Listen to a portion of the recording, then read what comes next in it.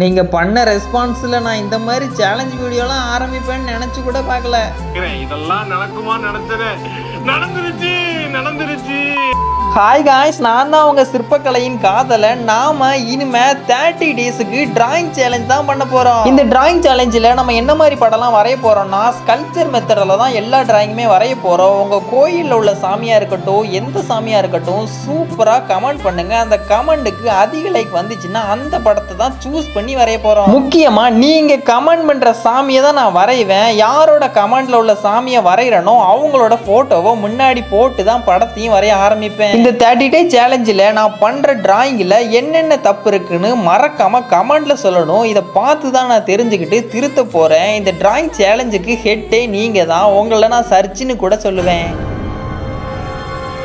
சரி காய்ஸ், இன்னும் ஏன் வெயிட் பண்ணிக்கிட்டு இருக்கீங்க? உங்களுக்கு பிடிச்ச சாமியை படமாக வரைகிறதுக்கு நான் காத்திருக்கேன். மறக்காமல் கமெண்டாக போட்டு போயிருங்க.